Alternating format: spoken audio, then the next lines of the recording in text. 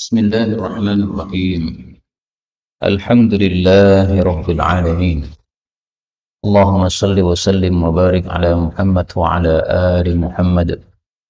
اللهم انفعنا بما علمتنا وعلمنا ما ينفعنا وزدنا علما وبارك لنا في علمنا وارزقنا الإخلاص في القول والعمل كاملا وعلما نافعا لا ينسى وتوفيقا دائما وصحة ويقينا وعافية. اللهم اشف مرضانا اللهم اشف مرضانا اللهم اشف مرضانا ليمشوا لك إلى الصلاة ويعملوا لك عملا صالحا آمين يا رب العالمين. Alhamdulillah kaum muslimin rahimani wa rahimakumullah. Setelah kita selesaikan tafsir surah Al-Ahqaf, maka sebelum kita menginjak tafsir surat yang lain, malam ini adalah majelis khusus di mana saya akan membahas satu kitab yang sudah 1 tahun lebih saya tulis kitab ini, dan kitab ini saya tulis setelah lahirnya anak saya yang kelima, yang saya kasih nama Faiq Mustafa Al-Adawi. Ini bayinya. Nah, sekarang udah bisa jalan. Nah, kitab ini saya kasih judul Al-Arba'un fil Aqiqah, 40 hadis tentang aqiqah wa tasmiyatil maulud, dan tentang memberi nama anak. Jadi buku ini isinya adalah 40 hadis Nabi Sallallahu Alaihi Wasallam dibagi dalam 2 bab. Bab pertama bab aqidah, bab aqiqah. Bab yang kedua bab memberi nama anak.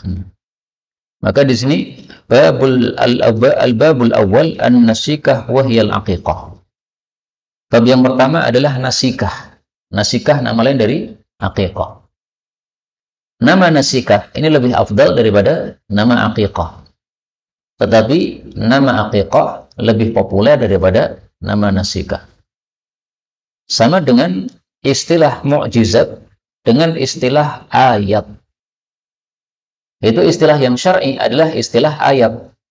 Allah tidak pernah menyebut kata-kata mukjizat, tapi Allah sering menyebut kata-kata ayat.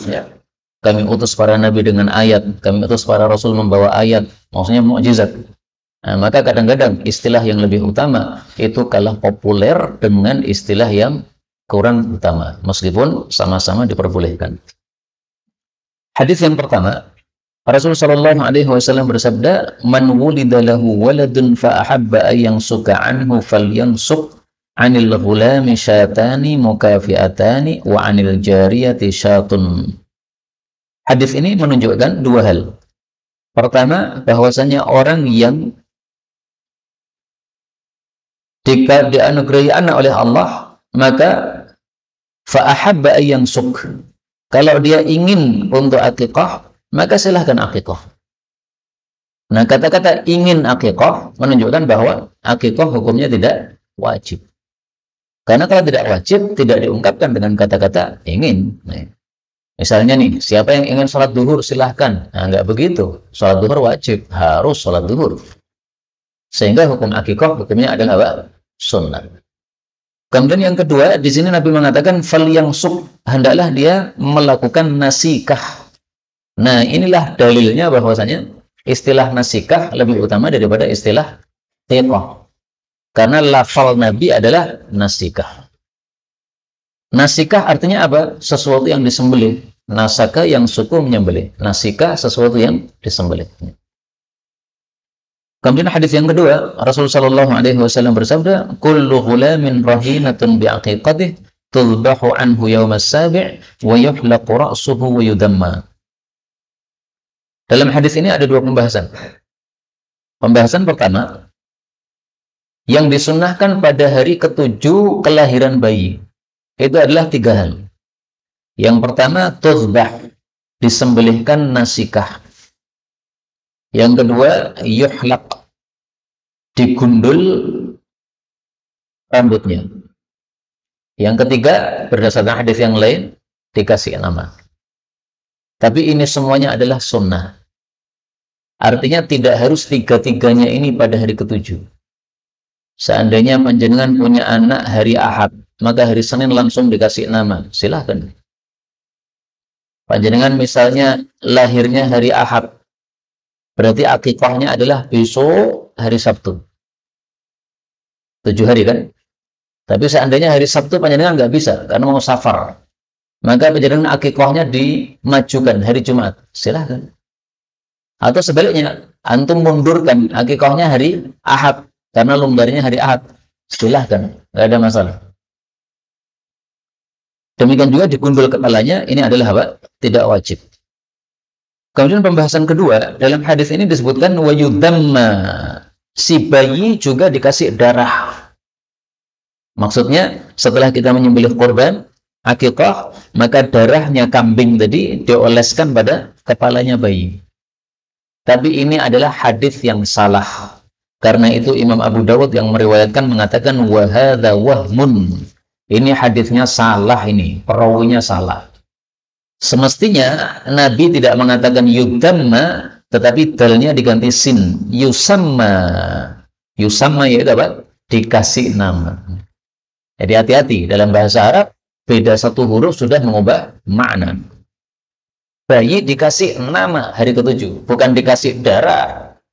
Karena kalau dikasih darah itu adalah satu adat jahiliyah. Nabi tidak mungkin mengajarkan adat jahiliyah. Yang kedua, bertentangan dengan hadis yang lain. Mari kita lihat hadis yang lain.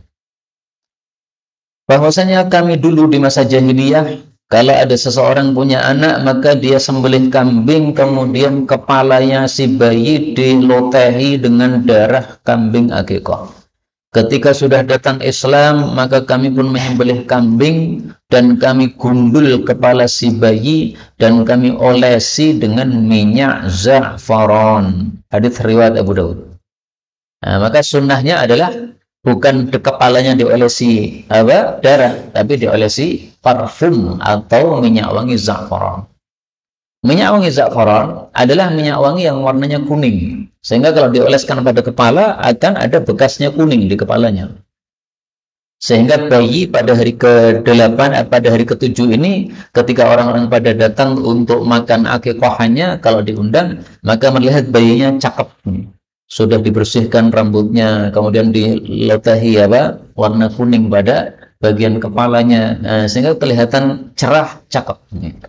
Dan ini sunnah yang sudah mati. Tidak banyak orang yang ketika hari ke-7 melotahi bayinya dengan parfum. Maka sunnah ini perlu dihidupkan. Kalau panjenengan punya anak 5, belum ada yang dilotahi minyak wangi, maka rencanakan punya anak yang ke-6. Nanti hari ke-7 dilotahi minyak wangi. Kalau seperti teman saya, anaknya sudah 12, tapi ternyata belum ada yang dilotahi minyak wangi, maka buat yang ke-13. Minta sama Allah yang membuat ya. Kita cuma bisa usaha saja. Kemudian hadis berikutnya, Rasulullah sallallahu alaihi wasallam bersabda, "Ma'al ghulami aqiqatuh fa ahriqu anhu daman wa amitu anhu al-adha." Rasulullah katakan, singkirkan dari bayi yang lahir akan kotoran. Apa yang dimaksud kotoran? Nah, ini hadis-hadis seperti ini kalau tidak dijelaskan oleh para ulama, kita nggak paham. Makanya memahami hadis itu perlu penjelasan para ulama. Tidak bisa kita nalar sendiri. Bayi dihilangkan kotorannya hari ke-7. Apa ini? Nggak paham.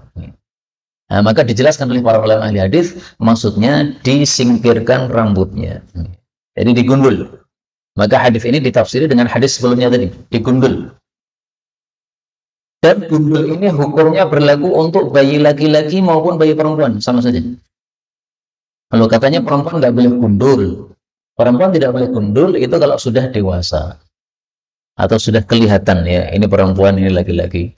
Tapi kalau masih bayi gini, nggak ada yang tahu perempuan atau laki-laki, kecuali kalau jenis kelaminnya dilihat. Tapi tanpa dilihat, ketika dia digedor, kita nggak akan tahu ini cowok atau cewek. Sehingga digundul pun nggak ada masalah. Ya. Dan tujuan digundul adalah apa? Tujuan digundul adalah Rasulullah Shallallahu Alaihi Wasallam bersabda pada hadis yang lainnya lagi, "Ya Fatimah, ihliki ra'sahu wa tasaddaqi bi zinati sya'rihi fiddah." Wahai Fatimah, gundullah anakmu yaitu Hasan bin Ali cucu Nabi, kemudian sedekahlah senilai atau seberat dengan rambutnya berupa perak. Jadi rambut bayi yang sudah digundul ini kemudian ditimbang. Berapa beratnya, kita sedekah perak seberat rambut tadi. Wah, saya nggak punya timbangan rambut, ya sudah dikira-kirakan saja. Kalau dulu kepalanya Hasan, ini rambutnya nilainya atau beratnya sekitar 1 dirham atau kurang dikit. Nah, maka kita kira-kirakan, kita sedekah 1 dirham, nggak ada masalah. 1 dirham sekarang murah ya, sekitar 60 atau 70 ribu. Kalau dulu masih agak mahal. Seper-sepuluhnya 4 juta, berarti 400 ribu. Baik, kemudian hadis berikutnya, anil ghulami syatani wa anil jariyati syatun la yadurrukum adzukranan kunna aminathan. Ini hadis menunjukkan 2 hal. Yang pertama, kalau bayinya laki-laki, maka sunnahnya menyembelih 2 ekor kambing. Tapi kalau bayinya perempuan, sunnahnya menyembelih 1 kambing. Kenapa dibedakan? Karena biasanya orang itu kalau bayi laki-laki itu lebih senang. Berarti nikmatnya lebih apa? Besar. Karena nikmatnya lebih besar, maka syukurnya harus lebih besar. Wah, tapi saya punya bayi perempuan lebih senang saya. Tetap, meskipun bayi perempuan kamu lebih senang, tetap 1 kambing. Bayi laki-laki saya nggak senang saya. Kenapa? Laki-laki mesti nakal biasanya. Okay? Maka lahir laki-laki menewais. Nah, meskipun nggak senang, tetap apa? 2. Karena sudah disyariatkan oleh Rasulullah SAW. Kemudian yang kedua, bahwasanya korban akikah itu boleh inasan, boleh betina. Sehingga jantan betina hukumnya sama saja, nggak ada masalah. Dan para ulama mengatakan hukum akikah sama dengan hukum korban Idul Adha. Sehingga kalau korban akikah boleh betina, maka korban Idul Adha juga boleh betina. Dan ini ternyata banyak masyarakat yang tidak paham. Yang mengatakan tidak paham, banyak masyarakat tidak paham. Teman saya, penjual kambing pada korban Idul Adha. Rata-rata kalau ditawari betina, nggak mau. Meskipun badannya gede, Pak. Tapi nggak mau. Mau yang jantan, Mas. Ini untuk korban. Seolah-olah apa? Korban harus jantan. Ini salah. Panjenengan pilih mana? Jantan, kering. Sama betina tapi lemu. Nah, kalau pilih jantan, gara-gara jantannya, maka berarti dapat daging yang sedikit.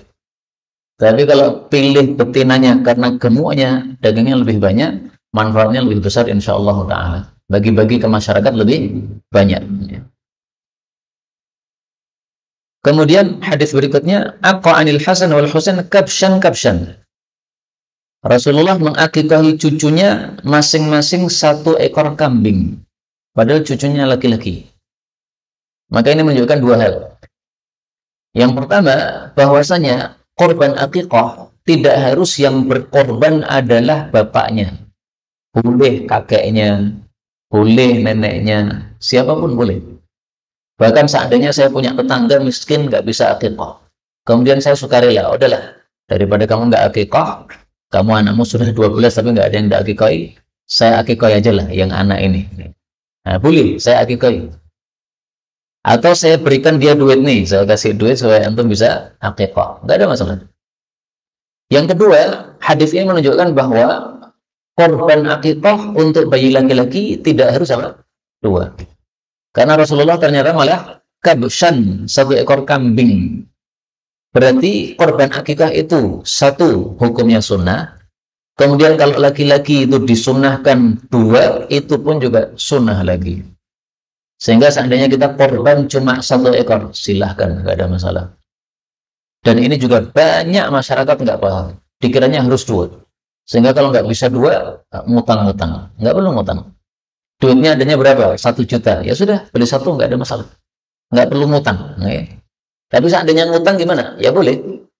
Tapi daripada antum ngutang, menurut saya lebih baik apa? Nggak usah ngutang. Kemudian hadis berikutnya. Rasul Shallallahu Alaihi Wasallam didatangi oleh Abu Musa membawa bayinya. Fasammahu Ibrahim fahannakahu bitamrah. Maka dikasih nama Ibrahim, lalu dikasih tahnik kurma dan didoakan berkah. Ini menunjukkan dua hal. Pertama, kasih nama bayi boleh pada hari pertama kelahiran. Karena di sini Abu Musa, begitu anaknya lahir, langsung dibawa kepada Nabi supaya ditahnik. Ditahnik juga pada hari kelahiran tersebut. Lahirnya hari Ahad. Nah, maka langsung dibawa Nabi hari Ahad itu. Dikasih tahnik oleh Nabi SAW. Maka dikasih nama oleh Nabi Ibrahim. Berarti boleh namanya hari pertama kelahiran.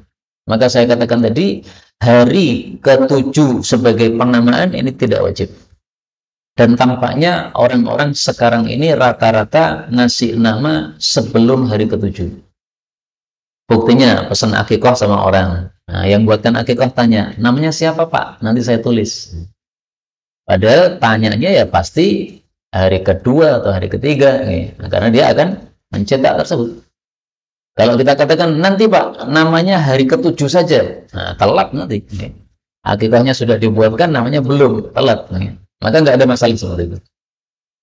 Yang kedua, disunahkan tahnik. Tahnik itu adalah seseorang mengambil kurma, kemudian dimakan, dikunyah. Ketika sudah keluar air liur campur kurma itu, maka kurma yang sudah lembut dengan campur air liur itu dimasukkan pada mulutnya si bayi, kemudian tempelkan bagian atas atau langit-langit sana. Nah, sehingga bayinya akan menggerak-gerakkan lidahnya begini. Itu namanya tahnik. Nah, tahnik ini kata Al-Imam An-Nawawi rahimahullah ta'ala, disunahkan tahnik itu dilakukan oleh atau dimintakan kepada orang yang soleh. Terutama kata beliau, orang yang diambil barakah darinya. Diambil barakah darinya. Kata Imam Nawawi rahimahullah. Sehingga seolah-olah beliau mengatakan, ini ludahnya orang soleh ini, ludahnya barokah. Nah, sehingga nanti akan menyebabkan bayi jadi berkah. Nah, kalau ludah kita nggak tahu tuh, ludah apa itu? Barokah nawa-nawa nih.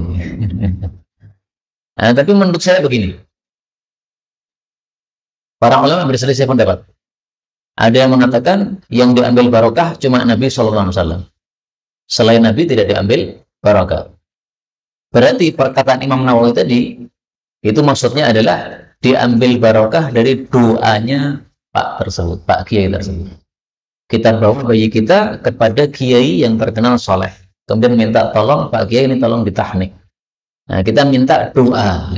Jadi bukan berkah dari ludahnya, bukan. Tapi berkah dari doa beliau. Orang soleh biasanya doanya mustajab. Nah, kita minta doa, diberkahi. Dan seperti ini betul-betul terjadi beberapa kali. Kita lihat dalam sejarah. Misalnya ada seorang ulama namanya Hasan Al-Basri. Hasan Basri ternyata dia ketika kecil disusui oleh Ummu Salamah, istri Nabi SAW.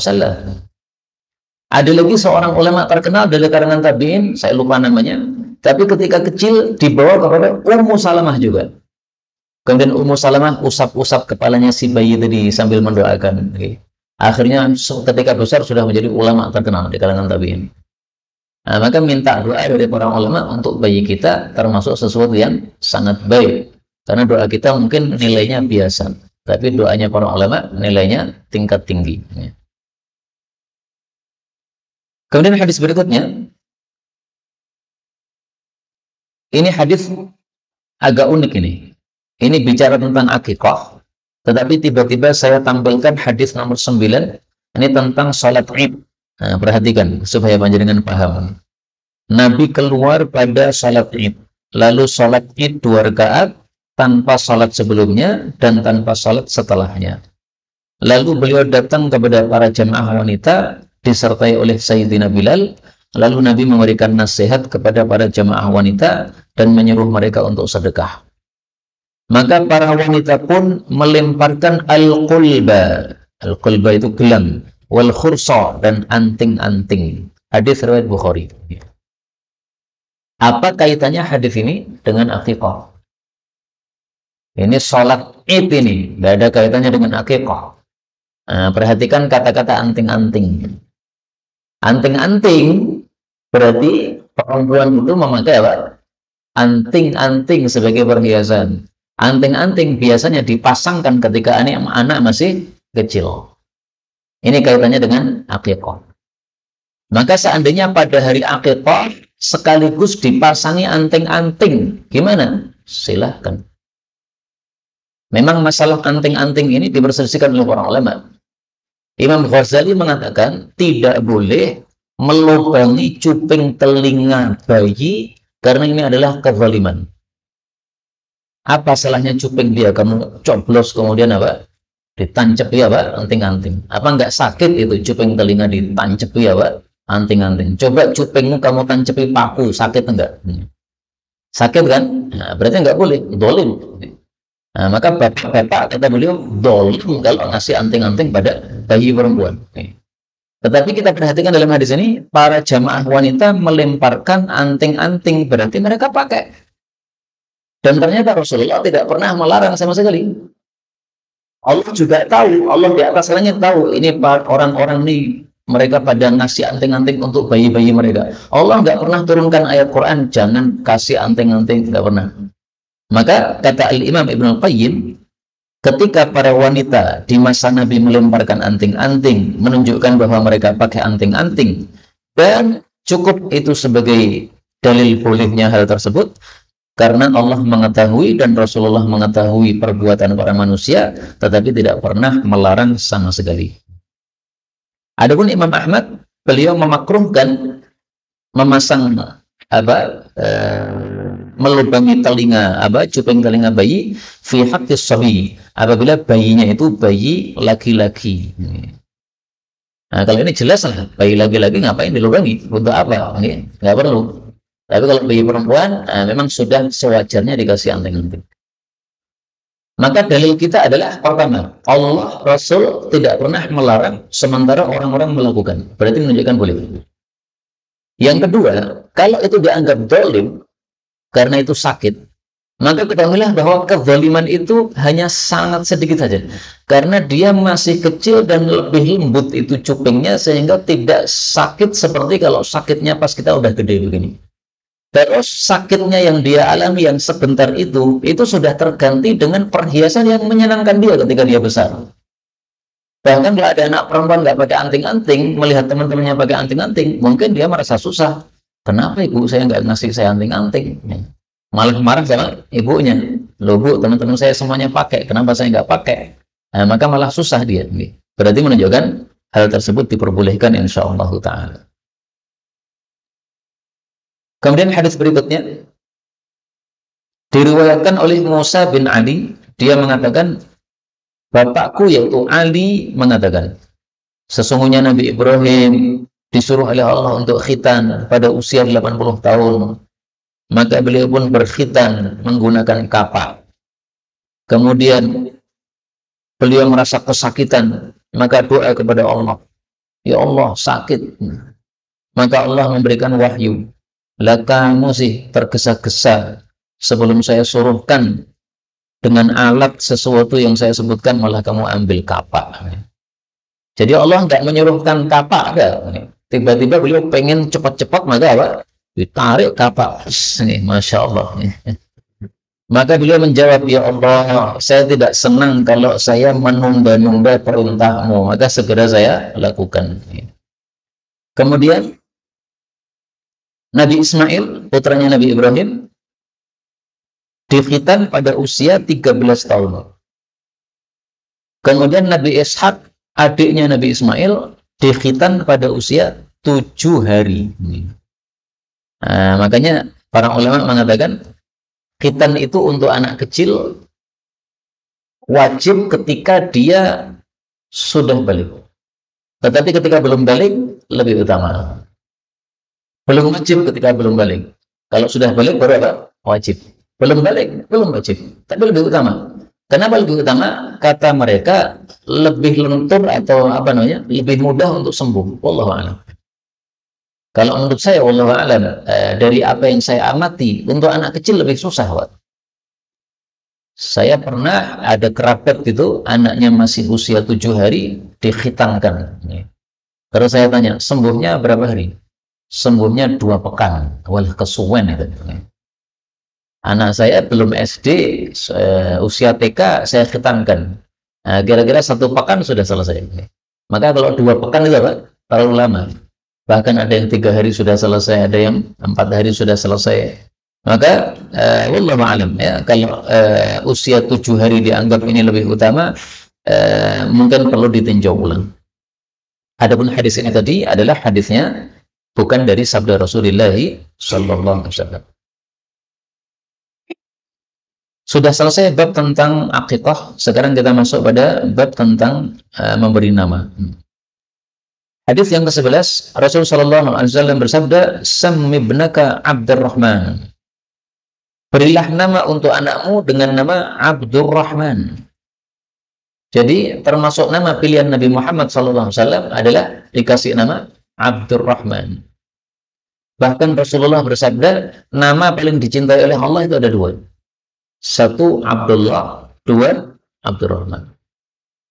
Maka alhamdulillah saya namanya Abdullah, udah pas. Nah, ketika saya membaca hadis itu, pas saya santri dulu, maka nama saya ubah Abdullah Abdurrahman.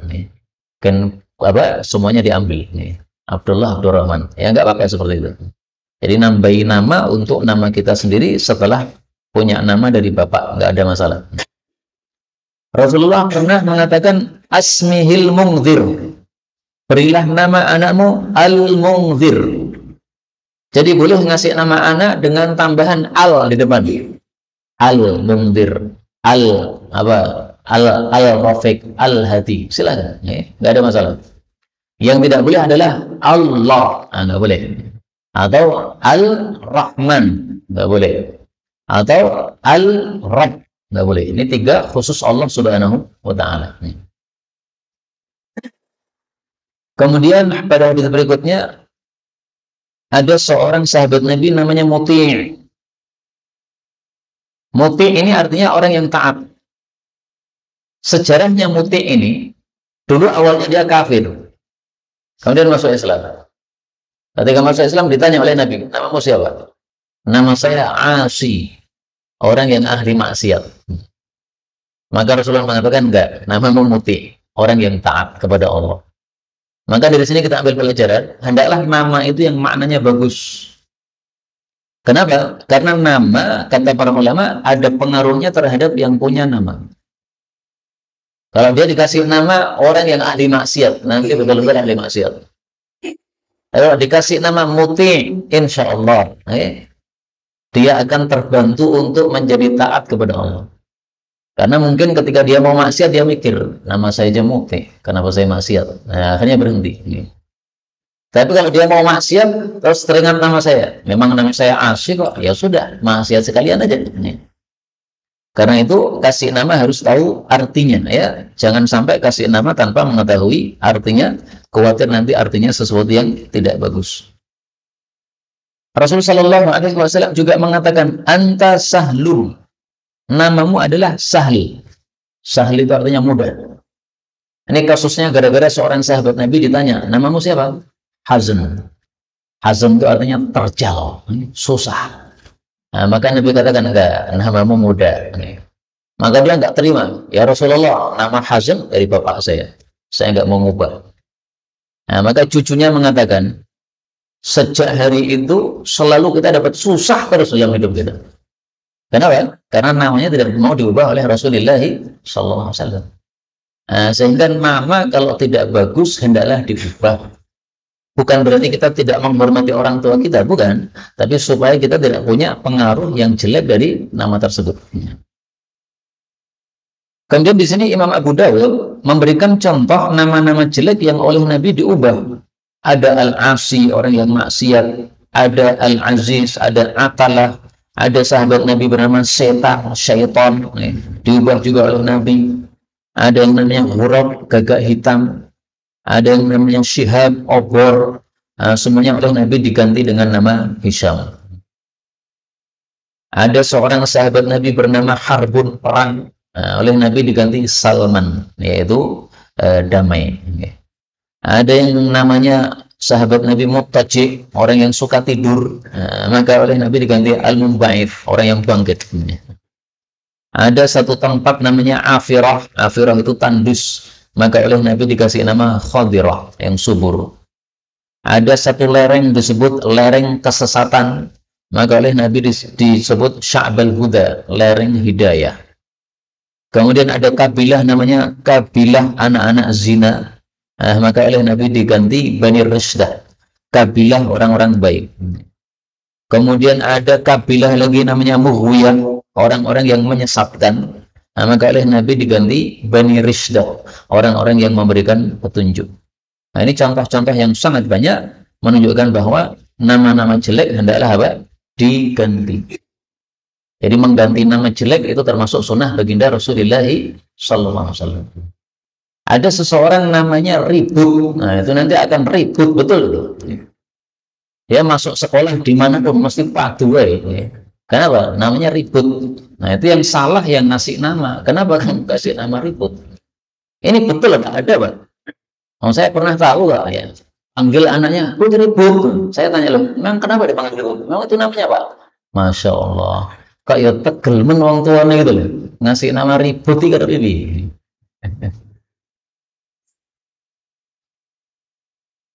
Hadis berikutnya.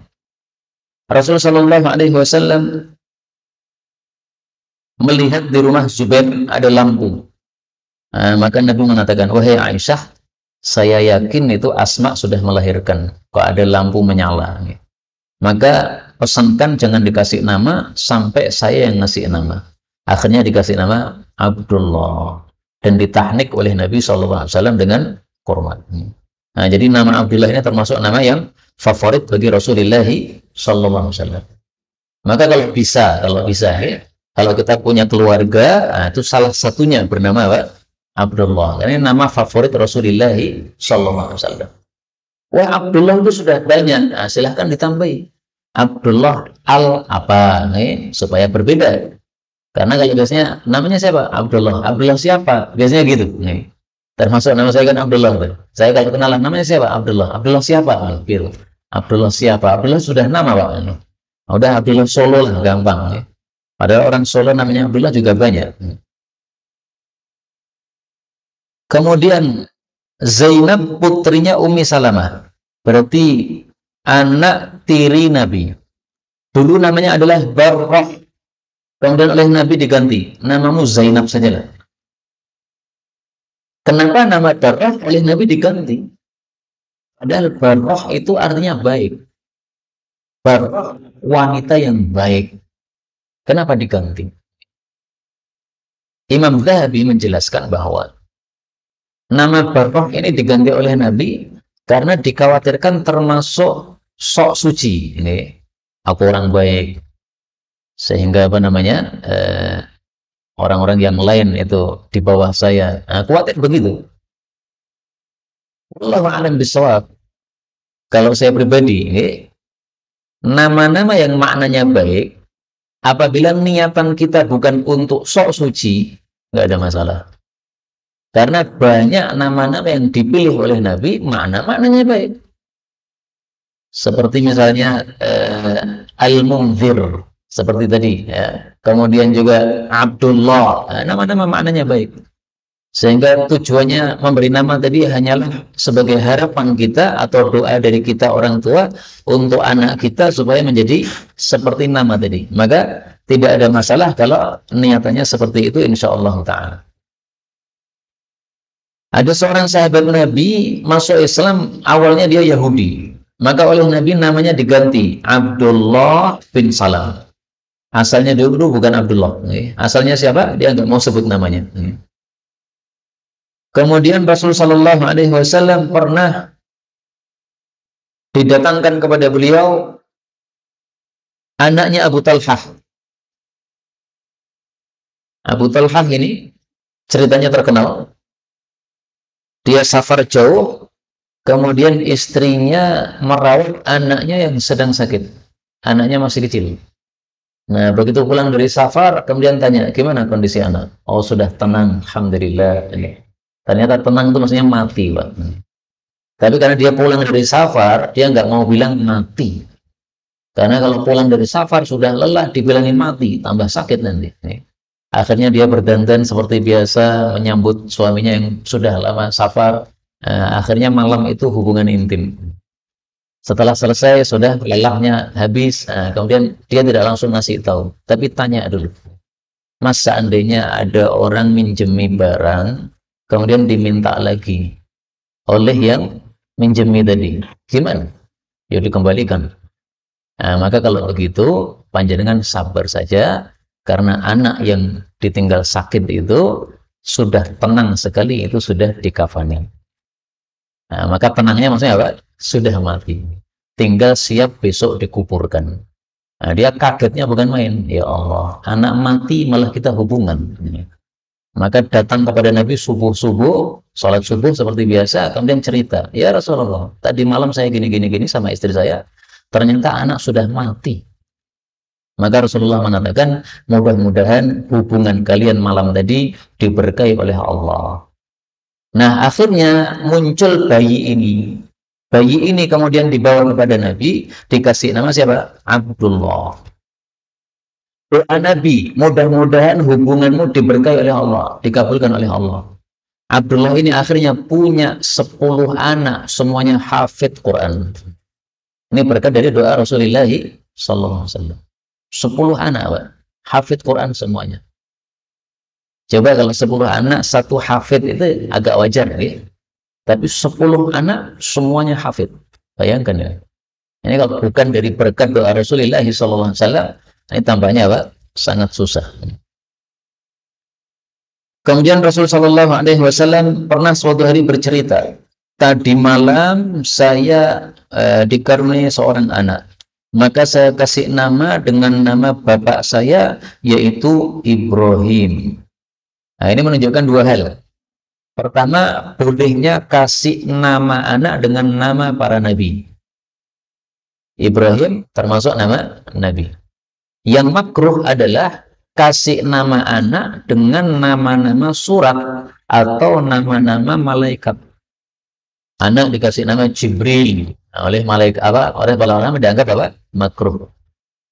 Karena nanti kalau nama-nama malaikat sudah habis, nanti lama-lama pakai malaikat Israel, pencabut nyawa atau mungkar nakir. Nah, nggak cocok plus. Yang kedua, hadis ini menunjukkan bolehnya kasih nama anak dengan nama kakeknya. Dengan nama apa?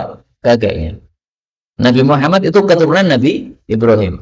Nah, beliau punya anak dikasih nama dengan nama kakeknya. Tidak ada masalah. Jadi kalau saya namanya Muhammad ya, kemudian anak saya kasih nama Muhammad lagi, tidak ada masalah. Atau bapak saya namanya Abu Abdillah. Nah, anak saya kasih nama Abu Abdillah, tidak ada masalah. Tapi memang gini ini membingungkan. Abu Abdillah bin Muhammad bin Abu Abdillah. Susah begini. Dan di kalangan orang Arab itu ada yang sampai 3 berturut-turut sama semua. Saya pernah lihat seseorang itu namanya Osman. Orang Arab itu kalau namanya 3 berturut itu maksudnya bin gitu. Osman bin Osman bin Osman. Ini bingungnya bukan main ini. Osman yang nomor berapa ini? Anak, cucu atau bapak ini. Nah, tapi boleh. Dalilnya adalah hadis ini.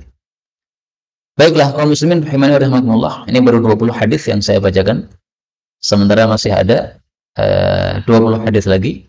Tapi karena waktulah yang membatasi kita, sudah 19:20. Kita cukupkan sampai di sini. Mudah-mudahan diberkahi oleh Allah Subhanahu wa taala. Wallahu a'lam bishawab. Walhamdulillahi rabbil alamin.